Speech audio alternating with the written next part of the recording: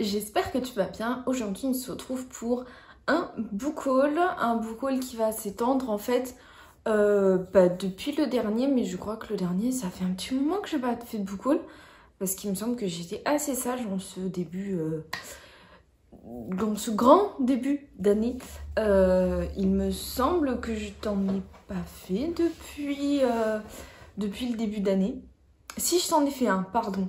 Je t'en ai fait un en février, ça devait être en février, quelque chose comme ça. Donc là, c'est le book haul qui s'étend de mars-avril. Donc sur 2 mois, sachant que tous les livres que je vais te présenter ont été achetés en avril, puisque j'ai essayé de faire un no-buy sur février-mars, que j'ai plutôt tenu, puisque je n'ai pas acheté de livres, il me semble, sur ces périodes-là. Mais du coup, en avril, j'ai un petit peu craqué, donc tout ce que je vais te présenter, voilà, ça a été acheté en avril. C'est pas très raisonnable, mais bon. Alors, le premier livre que je vais te présenter, ce n'est pas un roman de fiction, c'est un essai. C'est l'essai Réensauvageons la France de Gilbert Cochet et Stéphane Durand aux éditions Babel. J'ai vu ce petit essai en librairie et il m'a pas mal interpellée puisque je suis assez sensible à tout ce qui est question de place de la nature dans notre vie, de notre rapport à la nature.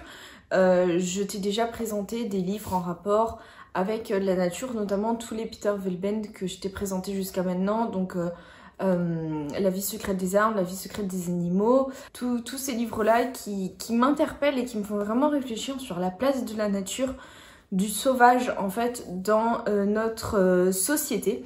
Et je me dis que ce petit livre-là peut vraiment m'apporter une réflexion supplémentaire et particulièrement du coup sur notre pays, la France. Et j'ai l'impression que ça va être hyper intéressant puisque en feuilletant rapidement le livre, on a vraiment, j'ai l'impression qu'on s'attarde vraiment, là par exemple on a une carte, j'ai l'impression qu'on s'attarde vraiment à tous les milieux en France, à tous les endroits, à tout ce qui s'y passe. Il y a un côté un peu historique, archive, avec des dates, vraiment expliquer vraiment ce qui s'est passé, etc. Donc je pense qu'il peut être très intéressant pour avoir vraiment un package historique et géographique et comprendre un peu comment fonctionne notre territoire sauvage. Et je pense que ça peut être hyper intéressant. En tout cas, il me fait très envie et je pense que je tarderai pas trop à le lire. Enfin, en tout cas, j'espère. Mais en tout cas, je pense qu'il va se lire assez vite. Il est assez court. Il fait 150 pages, donc ça devrait aller assez vite. Et au pire, je me dis que je peux le lire en plusieurs fois. Ça ne pose pas de problème. J'ai l'impression qu'il est séparé en plusieurs parties. Mais en tout cas, il a l'air vraiment intéressant pour mieux comprendre la France sauvage. Voilà pourquoi il se retrouve dans ma palle. Ensuite, je vais te présenter les 2 BD que j'ai achetés. Le premier, c'est vraiment une toute petite BD, ça s'appelle Putain de chat, écrit par Lapus aux éditions Kéles. C'est un petit recueil de petites scénettes avec un chat. Et je pense que tous les propriétaires de chats se reconnaîtront vraiment très bien dans ce petit ouvrage qui vraiment illustre à merveille le caractère un peu rebelle et autonome de nos chats qui n'en font qu'à leur tête et qui font un peu bêtise sur bêtise des fois. Mais bon, c'est pour ça qu'on les aime aussi. Et puis ils sont aussi très mignons, donc voilà. Mais en tout cas, je l'ai déjà lu puisqu'il est extrêmement court. Et c'est vraiment très drôle. Donc voilà, si tu veux offrir un petit cadeau sympa à quelqu'un qui a un chat et qui aime lire ou qui aime les BD, etc., ça peut être vraiment très sympa, c'est très drôle. Donc c'était une bonne découverte. Et il m'a pas coûté cher, il m'a coûté 2 € puisque je l'ai acheté pendant les 48 heures de la BD. Donc ça c'est vraiment très cool comme opération, ça permet de découvrir de nouvelles BD vraiment à très peu cher, enfin de nouveaux graphiques, puisque j'ai aussi un manga à te présenter qui a été acheté pendant les 48 heures de la BD, donc à 2 €. Donc ça vaut vraiment le coup cette opération si tu as une BD ou un manga qui t'intéresse. Ensuite, j'ai craqué. Alors j'ai failli craquer une première fois pour cette BD là et finalement je me suis retenue pour être sûre de vouloir la prendre puisque elle est assez chère. Elle coûte 25 € presque.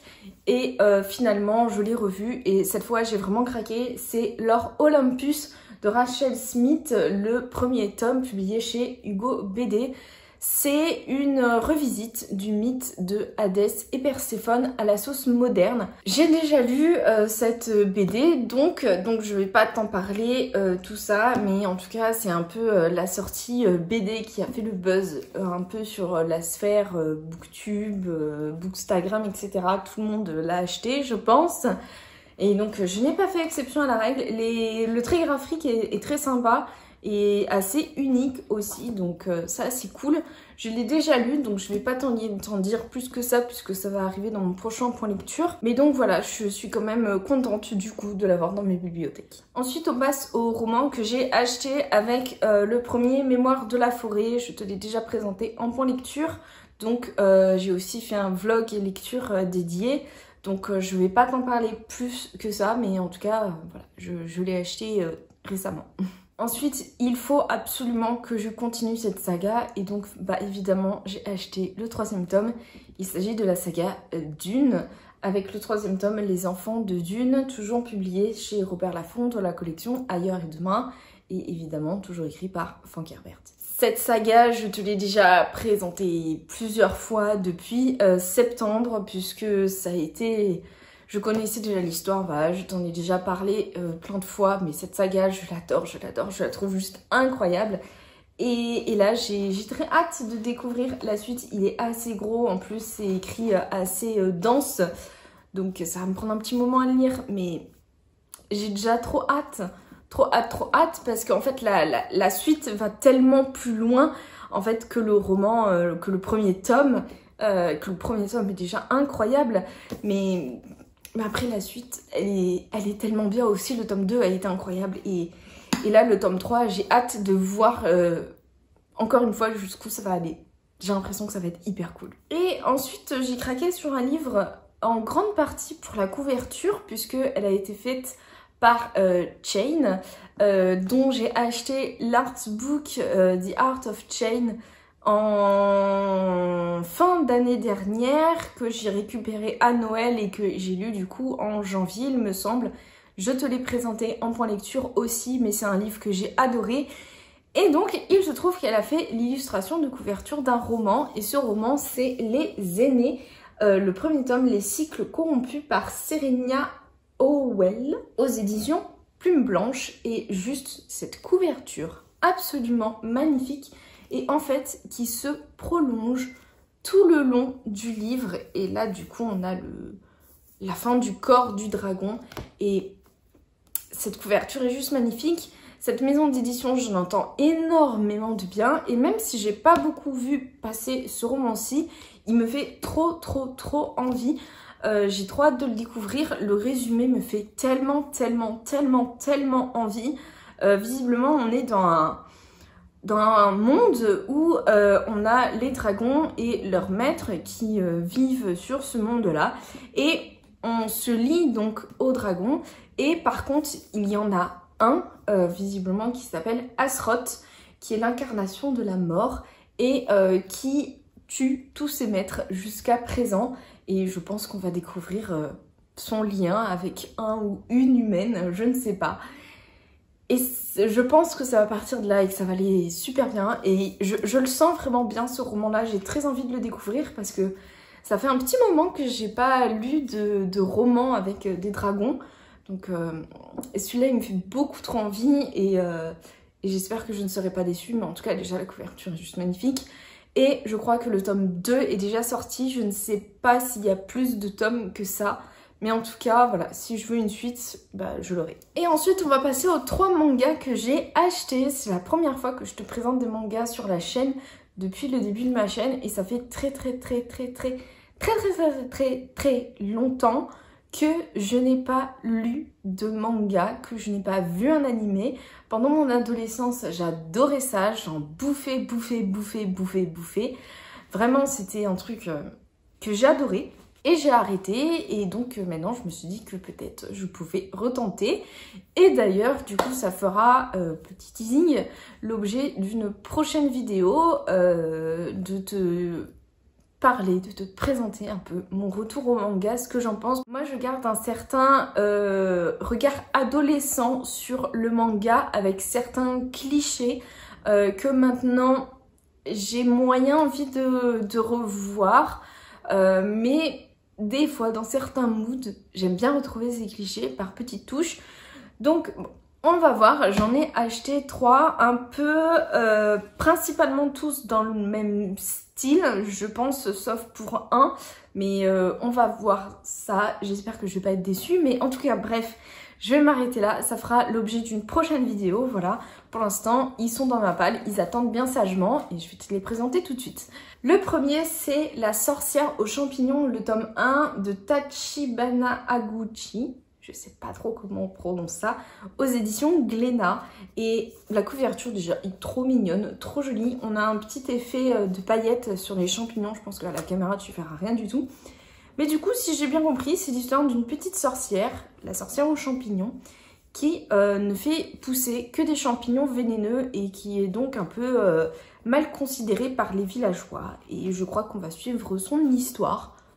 Donc on va voir ça, ça a l'air plutôt sympa, j'adore la couverture. C'est, je pense, celui qui me fait le plus envie dans cette petite palle de manga. Et il a l'air plutôt cool, donc on va voir. Ensuite, j'ai pris un pur shoujo. Donc cette catégorie de manga qui est vraiment très cuculapraline pour les filles. Qui est un peu... les catégories de manga, je trouve, sont un petit peu sexistes.